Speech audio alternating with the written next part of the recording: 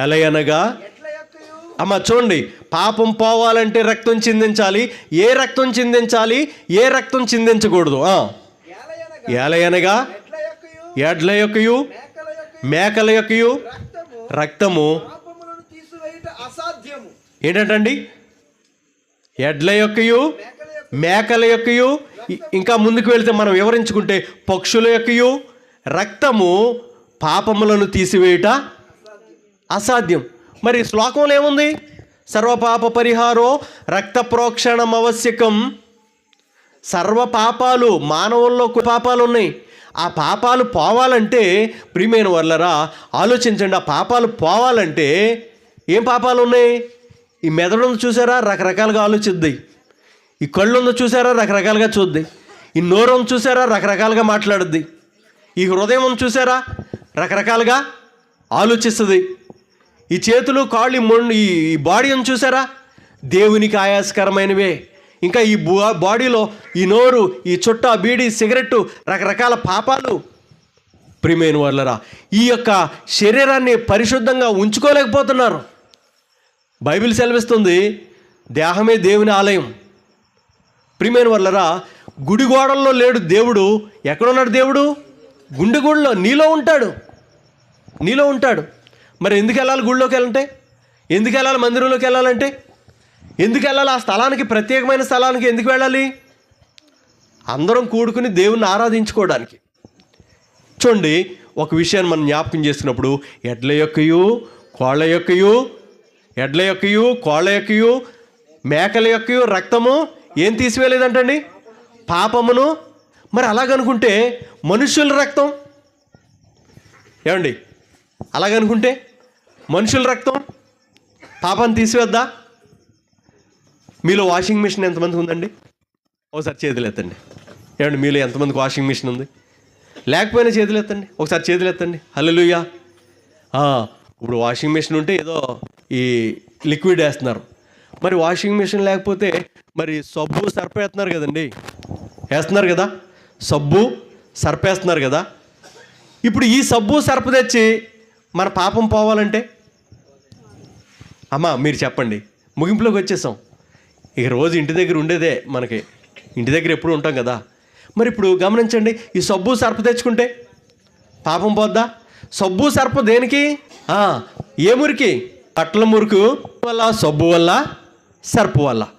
మరి బైబిల్ సెలవిస్తూ ఉంది మనిషి పాపము మృగం తీసివేద్దండి. మరి అలాగనుకుంటే ఇప్పుడు మృగాలు ఏం కనపడతలేదు, మరి ఆ పక్షులు అంతమైపోతున్నాయి. మరి మన పాపంతోనే చచ్చిపోవాలా? పాపంతోనే నరకంలోకి వెళ్ళిపోవాలా? పాపంలో ఇటు చూడండి, పాపంతోనే యమగొండంలోకి వెళ్ళిపోయి కాలిపోవాలా అని మనం ఆలోచించినట్లయితే దేవుని వాక్యం తెలియజేస్తుంది సర్వపాప పరిహారో రక్త ప్రోక్షణం ఆవశ్యకం. ఆ రక్తం చిందించాలి. ఆ రక్తం ఎలాంటిదై ఉండాలి? అమ్మ ముగింపులోకి వచ్చాం. ఆ రక్తం ఎలాంటిదై ఉండాలి? పరిశుద్ధమైన రక్తం అయి ఉండాలి. చూడండి, ఎడ్ల యొక్కయు కోళ్ళ యొక్కయు, ఎడ్లకి కోళ్ళకి అట్లన్నిటికీ ప్రాణము శరీరం ఉంది, ఆత్మ లేదు. మనకుంది ఆత్మ. మన పాపాన్ని ఎలా తీసేద్దండి అది? ఇప్పుడు ఈ కెమికల్ సబ్బు సర్పు బట్టలు ఉతకడానికి, బట్టలు మురుగు పోగొట్టడానికి మన మరకు కాదు. మరి మన పాపం ఎలా పోద్ది? ఇలాగ అనుకుంటే పోద్దండి. పాపం ఎంత భయంకరంగా తెలుసండి, ఎంత శాపమో తెలుసా? అలాగ అనుకుంటే ఎన్నో దొంగతనాలు చేసి ఎలాగైనా క్షమించబడచ్చు. మరి పాపం పోయే మార్గం ఏంటి? తద్రక్తం. ఆ రక్తం ఎలాంటిదై ఉండాలి? తద్రక్తం పరమాత్మేనా అంటే పరిశుద్ధుడై ఉండాలి, దేవుడై ఉండాలి, ఆయనలో పాపం లేనివాడై ఉండాలి. ఎవరై ఉండాలండి? ఆ రక్తం చిందించే వ్యక్తి, పాపం పోగొట్టే వ్యక్తి పరిశుద్ధుడై ఉండాలి. ఏమై ఉండాలండి? పరిశుద్ధుడై ఉండాలి, పాపం లేనివాడై ఉండాలి. అసలు పుట్టుకతోనే పాపం లేనివాడై ఉండాలి. మీకు ఒకటి తెలుసా? జన్మ పాపం అంటే ఏంటి? పుట్టుకతోనే మనకు పాపం ఉంది. కర్మ పాపం అంటే ఏంటి?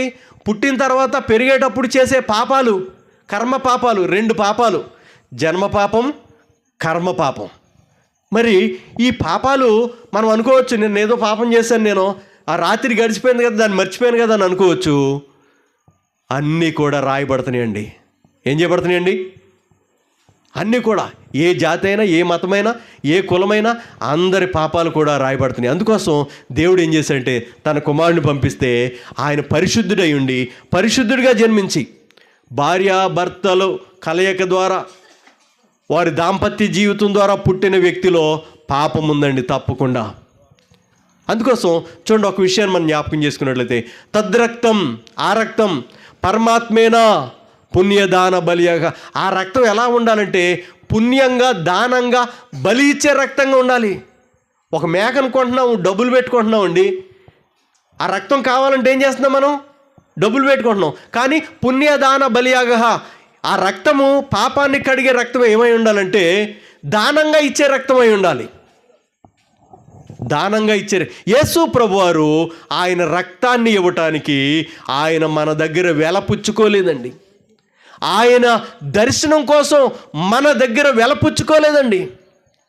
ఆయన రక్తాన్ని మన కోసం ఫ్రీగా చిందించాడండి. సర్వపాప పరిహారం రక్త ప్రోక్షణం అవశ్యకం తద్రక్తం పరమాత్మైన పుణ్యదాన బలియాగ.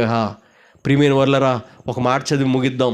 యేసు ప్రభువారు ఎంత పరిశుద్ధుడో, యేసు ప్రభువారు మనల్ని రక్షించడానికి సమర్థుడై ఉన్నాడు. వాక్యం తెలియచేస్తూ ఉంది. చూడండి, పేతురు రాసిన మొదటి పత్రిక 1:20-21 వచనాలు.